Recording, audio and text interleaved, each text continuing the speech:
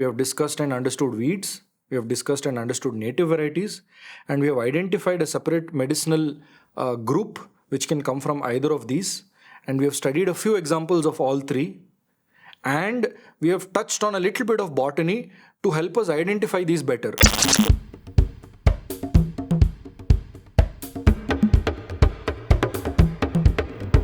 Today's class is about weeds, native plants, and medicinal plants. So weeds are plants that we identify as something that we don't require, or something that is using up the sunlight, nutrients, and water that would have been used for cultivated plants. If you are cultivating something, then anything obstructing that cultivation is considered a weed. If you apply that to permaculture, it gets a little confusing because in permaculture, every plant has its place in the ecosystem. So do we still have weeds in permaculture?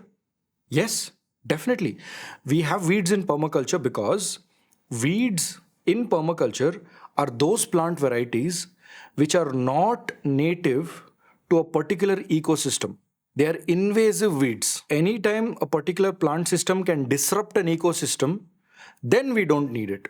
And then it is considered a weed. These weed varieties that are capable of disrupting ecosystems, like your Parthenium, they have special abilities where they can grow even in degraded soil. Sometimes their rate of growth is more compared to the rate of growth of all the other plants in the ecosystem. While the other plants are growing and they reach about this high, this weed will just cross in terms of growth and go block all the sunlight. So potentially what can happen is a weed can come and destroy an entire ecosystem. Imagine this, if a weed comes into your farm and you watch your farm daily, then you will go out and say, oh, this is something new. Let me check if this is beneficial. Or maybe it can destroy my ecosystem. So you will remove the weed and throw it. Right? This is what you will do. But now look at a natural ecosystem. Every plant can be identified by the wildlife in that forest. The plant eaters, the bees and bugs that rely on those plants for pollination and food and shelter.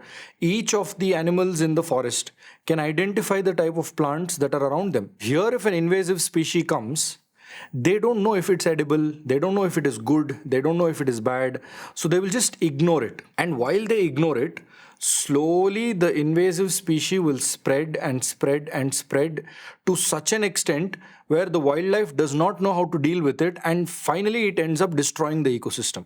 The agricultural definition is weeds are generally defined as plants that grow where they are not wanted and compete with cultivated crops or native vegetation for resources such as water, nutrients, and sunlight. They have very rapid growth rates, high reproductive capacities, adaptations that allow them to thrive in various environments. One of the main things that excited me to learn permaculture was the fact that when I was taking my first permaculture class, I found a lesson in which my permaculture instructor, Geoff Lawton, was telling us that weeds can be used as indicators of the health of your ecosystem. Now, this was very exciting for me because I don't know how to study the health of an ecosystem. So if there is something in an ecosystem already which is giving me an indicator of its health, this would be so easy, right? Instead of going to an ecosystem and running a few tests on the soil and then waiting for it to rain and checking parameters and doing all of this scientific understanding, which we may not have the experience for. Just imagine looking at a weed and saying, oh, just because this weed is there, this particular thing is causing it, and this is the health condition of this ecosystem. For example, as soon as there's a fire, there's an excess deposit of phosphorus. So this phosphorus gives birth to a specific type of weed.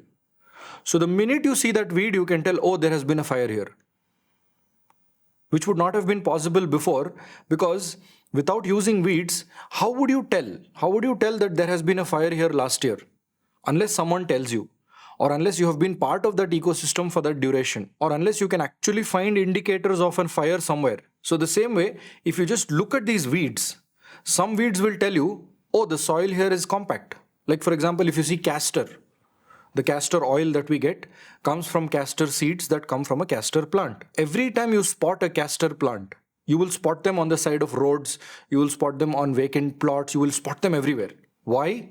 Because castor has a deep taproot system and it grows in areas where the soil is compacted.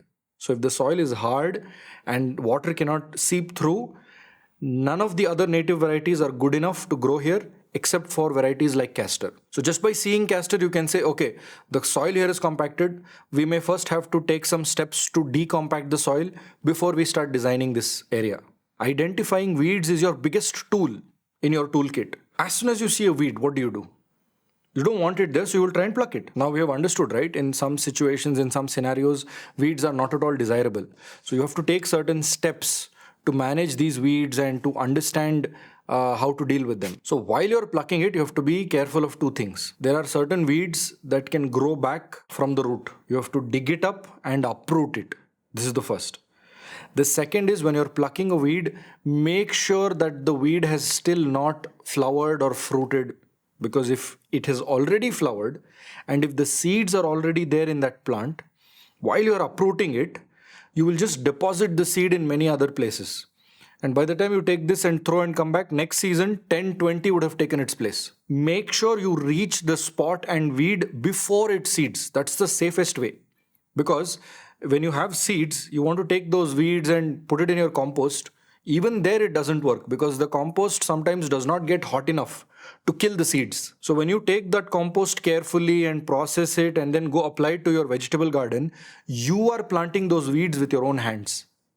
Pluck them before they seed, uproot them if necessary, and in some cases just cutting a weed is enough. You can simply mow the grass or just take a knife or a blade and just hack away all the weeds.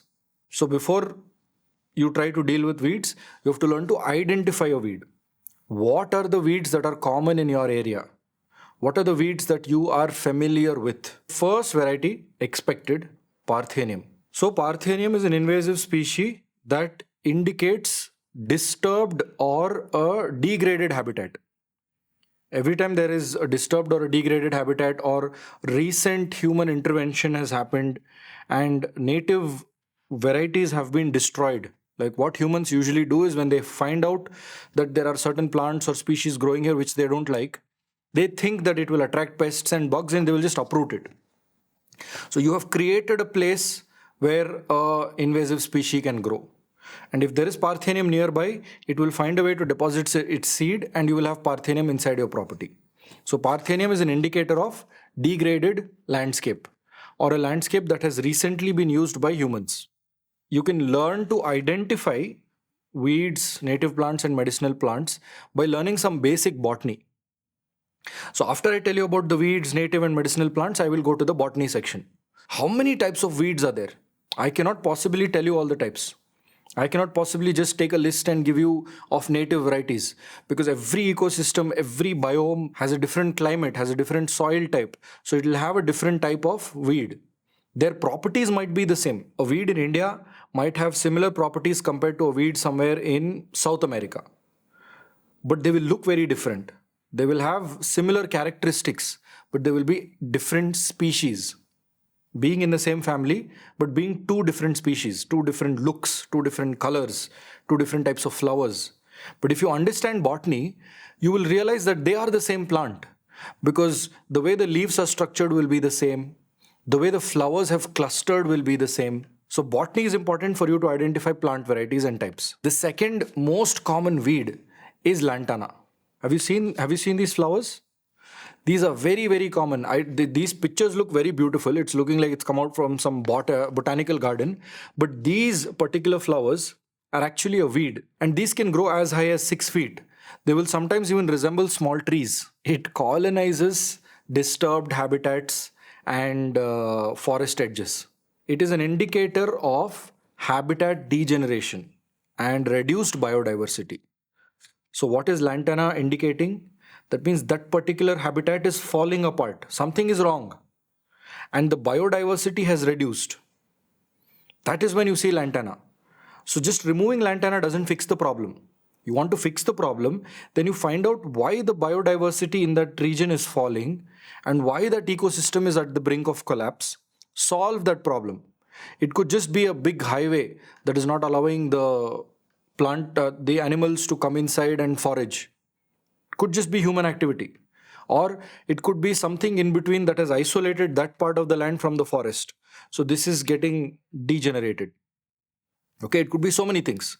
So you see lantana, oh, this is an ecosystem falling apart. If the thorns of a lantana plant can cut your skin, the leaves from the same plant can be made into a paste to heal your skin. This is something I've tried and tested many times in my farm. If you have an open wound, like say this part is cut, you just grab some lantana leaves, crush them in your hand, and apply that paste to your hand. Immediately it will stop burning. I mean, it will burn a little more because it will feel like you have applied Dettol, but immediately that wound will be cleaned, and that wound will heal much faster than if you would have just left it. Okay, water hyacinth is something that you will find on top of lakes. There's a good term here called eutrophic water bodies. Do you know what a eutrophic water body is? A eutrophic water body is a water body that is extremely high and rich in nutrients. It has high amounts of nitrogen. So when a water body is rich in nutrients, immediately weeds, invasive weeds like water hyacinth will grow. And they will grow and multiply so much that they will cover the surface of the water and they will kill all the oxygen in that water body. So if you see a lake that is filled with water hyacinth, you are basically seeing that lake being killed, because water hyacinth is growing only because there is excess nutrients. Why is there excess nutrients? Because again, humans, what do? We throw our waste in the lakes. So as soon as we throw our waste, our vegetable waste, our sewage, anything we put into that lake, that starts going through anaerobic composting, and it gives out nutrients. So because the lake has more nutrients, hundreds of times more nutrients than it would have in a natural world, a species like this will take over and it will just cover the surface of the lake. And the minute the surface of the lake is covered, the oxygen supply is cut off. So all the fish in the lake will die. All that life in the lake will be neutralized. So the best way to recover a water body from dying, if you see water hyacinth, is to first cut the water hyacinth, clear the surface so that there is oxygen, and second, reduce the waste deposit. It would be best if you can just cut it off, but at least reduce the waste being put into that water body so that that nutrient excess is not there anymore. And then slowly you can start introducing life back. So when you spot an ecosystem that you want to study, that is when you go into that ecosystem and see what is happening. You go to the water body and check if it is healthy. If it is not, what do you see more of? Do you see a particular type of plant? Then just do a Google search and find out why those plants come. Like for example, there's another plant, there's another weed that I can show you. Cattails. You would have seen these near water bodies. When you just press it, a bunch of cotton comes out of it. Okay. So these cattails are indicators of the sediment near the river being degraded. So this happens when you build a dam or something. So anytime there's a human intervention, the response is that these type of weeds come because they're indicating that, you know, this river has just been affected and the river shore or the river bank is being depleted or something is happening to that ecosystem. Please take care. Cypress weed. Okay, this also you would have seen everywhere.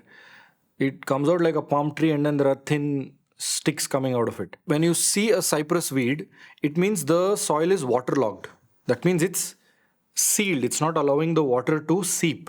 It indicates poorly draining soil and it indicates waterlogged soils. Or it can also suggest overwatering. So if something is being overwatered, you know, okay, this is what it is.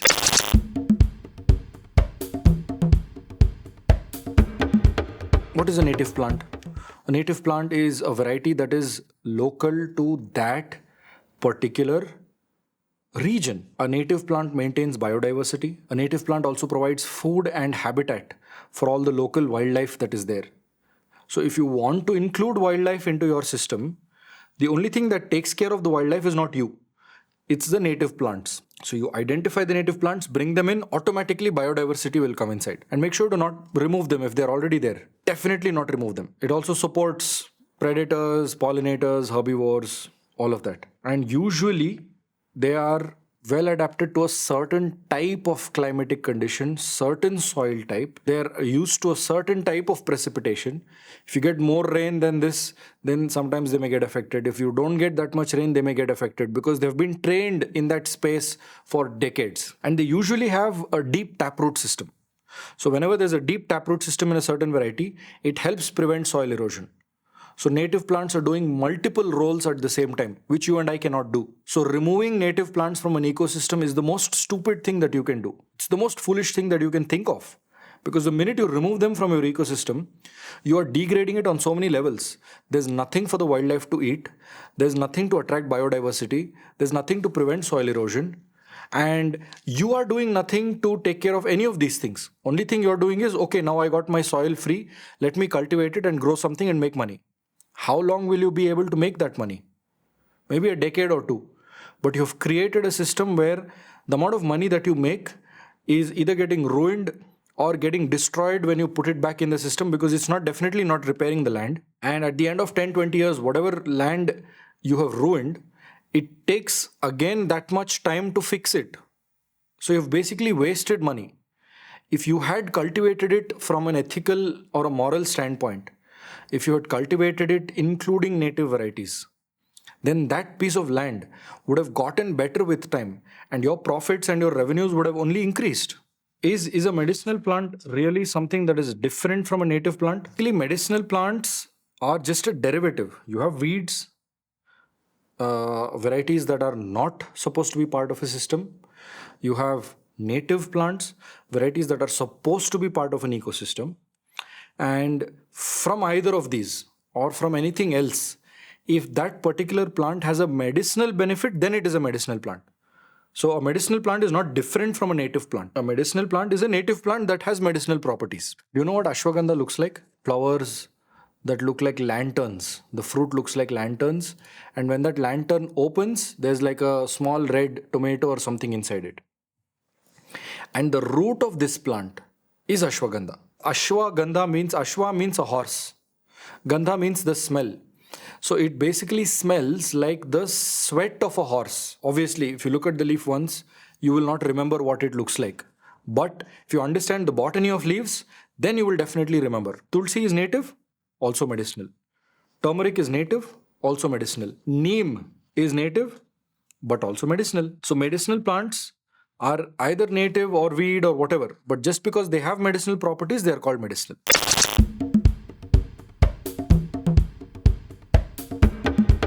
So you have leaves, you have leaf patterns. So the first pattern is a lanceolate leaf. Turmeric has a lanceolate leaf. So the bottom part of the leaf should be bigger than the middle portion. Usually you will see leaves that look like this, where the middle portion is bigger than the bottom part.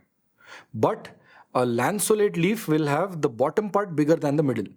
So if you remember that, next time somebody shows you turmeric, you will look for the leaf structure and you will see if the bottom is bigger than the middle, then you will call it as turmeric. If it just looks like a turmeric leaf, it could still be something else. Next you have a palmate leaf pattern. What is a palmate leaf pattern? It's a leaf that looks like a palm tree and multiple leaves branch out from the middle. So a stem will come which carries the leaf, and from the center of that stem multiple leaves will come out. This is a palmate leaf. A lobed leaf. A lobed leaf is a leaf that has gaps like this. This shape is a lobed leaf. A linear leaf is a straight leaf. An ovate leaf is a leaf that looks like an oval. A palmately lobed. So you know what a palmated leaf is. A palmated leaf is from the center you have multiple leaves coming. But a palmately lobed leaf is where the lobbing happens towards the center. So this looks like a palm leaf, but it's not distinct pieces of leaves, it is the same leaf. And then again you have these arrangements. If it is not a single leaf, if there are multiple leaves in a cluster, then it's called a compound leaf. When the leaves are arranged together like this, then it is a compound leaf. Then you have bipinnately compounded leaves. Most nitrogen fixers are bipinnately compounded leaves because you have a stem and then you have a secondary stem coming from that, and then in that stem you have leaves. Based on the margins of the leaves, you have serrated margins, plain margins. The leaf arrangement, are both the leaves coming from the same point, or are they coming a little higher and a little lower, or are they coming in a circled shape? So all of these things will help you understand and identify the leaves. And then if we come to the flowers, you have this is an umbel shaped flower. There are many flowers that come like this, but the minute you see the shape, you will understand, oh, this is an umbel shaped flower. Tulsi plant, your Tulsi plant is actually a spike flower. Why is it a spike flower? Because the flower looks like a spike. That's all. Then you have a panicle is a branched type of a flower. You see a panicle, it'll have this pattern. So you'll have a stem and then another stem and then a tertiary stem, and then in that you will have the flowers. So it'll be like a nice bunch. We have discussed and understood weeds, we have discussed and understood native varieties, and we have identified a separate medicinal group which can come from either of these. And we have studied a few examples of all three. And we have touched on a little bit of botany to help us identify these better. So next time you study the botany part a little better, and then you pick an ecosystem to study, and you go identify the weeds and native plants of that ecosystem, you will learn a lot. Okay, I'll just give you a shortcut. So there is something called as an arboretum, which is basically like a biopark. It has all the plants, species and animals of a particular biome in that area. And usually arboretums are something that are set up by the government, where you can go as a student and study. And most of these nature parks and nature trail walkers will have a hike in an arboretum planned multiple times in a year. So if you can visit an arboretum, you can learn the native varieties, native plants, medicinal plants of that ecosystem. So if you're designing a land around that area, this arboretum will give you the knowledge that you need. And while you're there, you can even pick some native seeds or something that you can carry to your land and plant it there. So if you can, visit an arboretum. In Bangalore, there is an arboretum for our Bannerghatta National Forest. We have a very big national forest called the Bannerghatta National Forest. And in that forest, towards the edge, there is an arboretum, which shows what the entire ecosystem is made of. So if you're lucky enough to have an arboretum in your area, please visit it and take down your notes. And that should be the best place to start your journey into this chapter.